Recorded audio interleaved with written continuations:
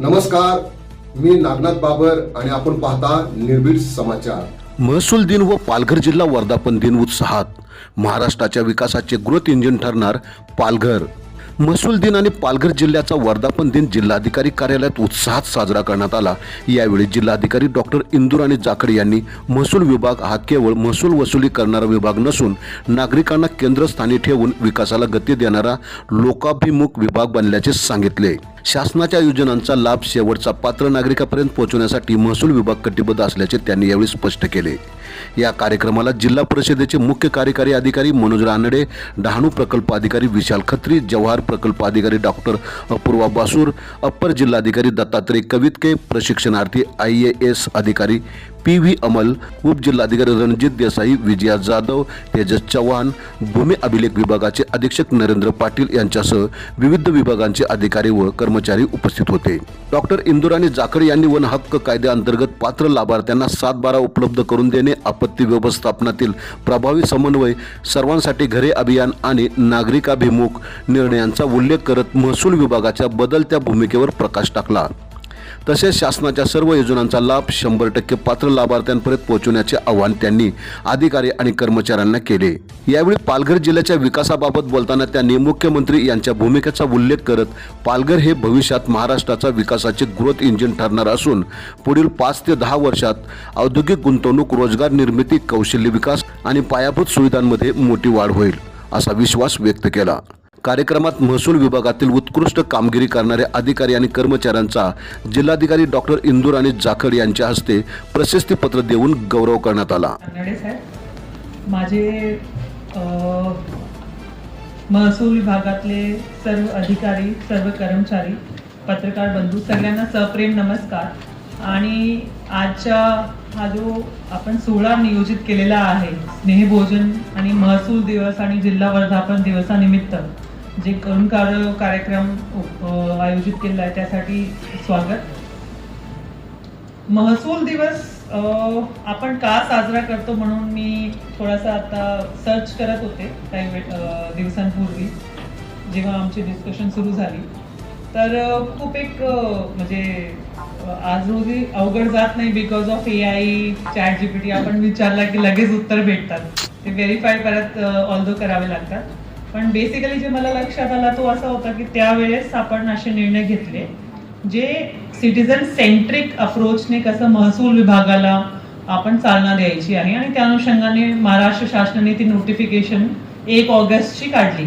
2002ला मला समजलं की ही नोटिफिकेशन काढली होती। तर आय थिंक एक खूप सुंदर संकल्पना आहे। आज रोजी महसूल विभाग फक्त महसूलचं काम करत नाही। महसूल विभागाची जी स्थापना आहे ती ब्रिटिशकालीन वेळेमध्ये झाली होती। इवन फॉर दॅट मॅटर आम्ही ज्या सर्व्हिसला बिलॉंग करतो, इंडियन ॲडमिनिस्ट्रेटिव्ह सर्व्हिस, ती पण सिव्हिल सर्व्हिस म्हणून तेव्हा ब्रिटिशकालीन एक वेगळ्या हेतूने झाली होती। पण आफ्टर इंडिपेंडन्स जे आपला स्ट्रक्चर होता त्याला तसंच ठेवून आपल्या देशासाठी जास्ती विकासात्मक दृष्टिकोन कसं पुढे नेता येईल या अनुषंगाने सर्व्हिस पण आणि महसूल विभाग पण यांचा जो काम आहे तो आपण डायव्हर्सिफाय केला आणि त्याचं स्वरूप जास्ती सिटीजन सेंट्रिक केला। आज रोजी मला वाटते महसूल विभाग महसूल गोळा करण्याऐवजी जास्ती विकासात्मक कामाच्या दृष्टिकोनातून काम करतो। आणि पर्टिक्युलरली मागच्या 1 वर्षामध्ये, मागच्या 1 ऑगस्ट पासून आतापर्यंत कित्येक तरी निर्णय असे झालेले आहेत ते जास्ती आपला जो 7/12 आहे त्याच्यामधले जे हक्क आहेत ते जास्तीत जास्त लोकांना मिळावं या अनुषंगाने त्यांनी पॉवर्स दिलेले आहेत। पर्टिक्युलरली एक मे बी इथे सांगायचं असलं तर आज सकाळीच विवेक पंडित साहेबांची बैठक होती। काही वेळापूर्वी हा बैठक खूप वादळी असायच्या, पण आज त्यांनीच आपल्या डिपार्टमेंटचं कौतुक करून सांगितलं की महसूल विभागाला इतर विभागाचं पण काम करावं लागतोय, पण ते चांगल्यारीत्या करतायत आणि उलट अपोज करत नाही। तर हे खूप चांगली बाब आहे की आपल्या आणि महसूल विभागांनी ऑब्व्हियसली शासनाचं सर्व जे घटक आहे त्यांची अनुमतीनेच, पण वन हक्क दाव्यामधले जे प्रकरण होते त्यांना 7/12 देण्याच्या अनुषंगाने त्यांनी GR काढला आणि त्याची प्रक्रिया ही आता सुरू झालेली आहे। ऍक्च्युली 7E आणि 12E याची नोंद येणे म्हणजे बरेचशे वर्षाचा त्याच्यामध्ये संघर्ष आहे, आणि या वर्षामध्ये महसूल विभागाने तो अंमलबजावणीला आणलाय, तो विषय अगदी कौतुकास्पद आहे. पर्टिक्युलरली जर महसूल विभागाच्या बाबतीमध्ये बोलायचं असलं तर कृषीचे बऱ्यापैकी काम जे आहे ते जमिनीशी संलग्न असल्यामुळे आपल्या विभागामार्फत होतात आणि आपण त्यामध्ये सर्व विभागांचं कोऑर्डिनेशनने काम करतो. म्हणजे जर बीडीओ असतील, डेव्हलपमेंटची मंडळी असते, तसंच आमच्याकडे सीओ साहेब आहेत, ते सर्व मिळून काम करतात. याशिवाय पर्टिक्युलरली आमचे जे 2 विंग्स आहेत, मुद्रांक आणि भूमी अभिलेख. आता मगाशी बोलत असताना आमचे भालेराव साहेबांचा चुकला, कारण त्यांना विभागच वेगळा दिला. विभाग वेगळा नाहीये, ते पण महसूलचेच भाग आहे. आणि आत्ताच्या आमचे जे महसूल मंत्री साहेब आहेत, त्यांचा एक कौतुक याच्यासाठी आहे की त्यांनी यांना सगळ्यांना सोबत आणलं. नाहीतर बरेचदा मला वाटतं याच्या अगोदर जे रजिस्ट्री डिपार्टमेंट आहे तो वेगळा असायचा, SLR वेगळा असायचं. आज रोजी जे काही निर्णय होतात तर खूप एकंदरीत आणि इंटिग्रेटेड पद्धतीने तिन्ही आपले जे विंग्स आहेत त्यांचा मधला समन्वय केला जातो. आणि आपल्या जिल्ह्यामध्ये तर तो समन्वय अधिक चांगला होतो, कारण आपण सगळे एकच बिल्डिंग मध्ये बसतात, तर कोऑर्डिनेशनला पण इझी जातो. याशिवाय आपत्ती एक असा वेळ आहे ज्या वेळेस महसूल विभागाचा एकदम सेंट्रलचा रोल येतो आणि त्यांना सर्व डिपार्टमेंटशी कोऑर्डिनेट करायचं असतं. मागच्या वर्षापासून आतापर्यंत आपण बरेचसे आपत्तीच्या वेळी पाहिलेलं आहे की खूप छानरित्या हा कोऑर्डिनेशन होतो. आणि जेवढा चांगला कोऑर्डिनेशन असेल तेवढाच अधिक गतीने महसूल विभाग काम करू शकतो आणि लोकांपर्यंत पोहोचू शकतो आणि त्यांना वेळेमध्ये सेवा देऊ शकतो.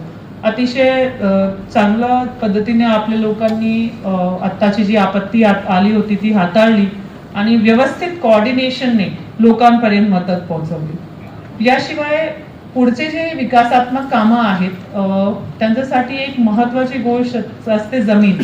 तर त्यामध्ये महसूल विभागाचा एक महत्वाचा रोल येतो आणि खाली आमचे तहसीलदार असो किंवा प्रांत असो, त्यांच्या वेगवेगळ्या कमिट्यांच्या मार्फत ह्या जमिनीचे जे प्रकरण आहेत ते मार्गी लावले जातात.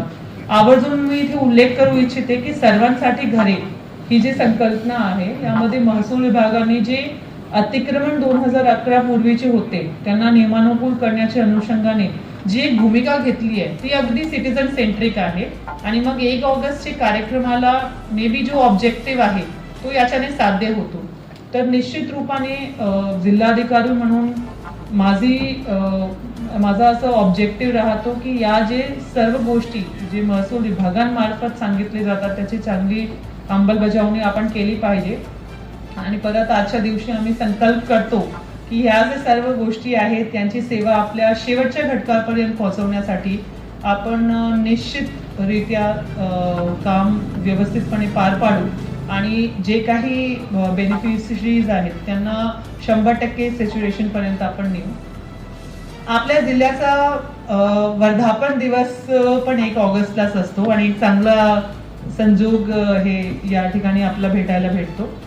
या निमित्ताने पण मला वाटते आपले पत्रकार बंधू आहेत त्यांच्याशी बरेचशी चर्चा वेगवेगळ्या टप्प्यामध्ये आपली झालेली आहे आणि यावर्षी आपल्याला 12 वर्ष पूर्ण होऊन गेलेले आहेत आणि खूप एक क्रिटिकल जंक्चरला आपला जिल्हा आज रोजी आहे.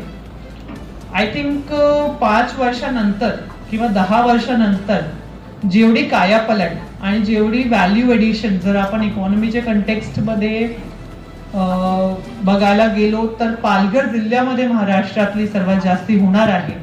मग अशी सीएम साहेबांची व्हिजिट मध्ये पण त्यांनी सांगितलं होतं की Palghar will work as a growth engine for entire state. तर निश्चित रूपाने आपल्या समोर एक मोठं आव्हान आहे की जेव्हा हे डेव्हलपमेंटच्या गोष्टी आपल्या जिल्ह्यामध्ये येतील तर जो चांगलं नियोजन आपल्याला पाहिजे आपले वेगवेगळे घटकांमध्ये ते असायला हवं, जेणेकरून हा जो विकास आहे ते सगळ्यांकडे इक्विटेबली पोहोचेल. म्हणजे सगळे जे लोकल लोक आहेत त्यांचा विकास या निमित्ताने झाला पाहिजे. यासाठी शासनाच्या वेगवेगळ्या स्कीम्स येत आहेत, आपल्याकडे जे प्रकल्प येत आहेत त्यातून डिफरंट स्किल डेव्हलपमेंटच्या एम्प्लॉयमेंटच्या ऑपॉर्च्युनिटीज आपल्याकडे येत आहेत. आणि ॲज अ कलेक्टर म्हणून माझा उद्देश असं राहील आणि जो माझी संपूर्ण टीमचाही उद्देश आहे की हे इन्क्लुझिव्ह आणि सस्टेनेबल डेव्हलपमेंट आपल्या जिल्ह्यामध्ये आपण करू जेणेकरून सगळे जे घटक आहेत त्यांना त्याचा फायदा मिळेल आणि ते विकासाचा भाग होतील. एवढं सांगून मी माझे 2 शब्द इथे संपवते आणि सगळ्यांना परत एकदा महसूल दिवस आणि वर्धापन दिवसाच्या अनुषंगाने शुभेच्छा देते. धन्यवाद. जय हिंद, जय महाराष्ट्र. आपण पाहत राहा निर्भीड समाचार.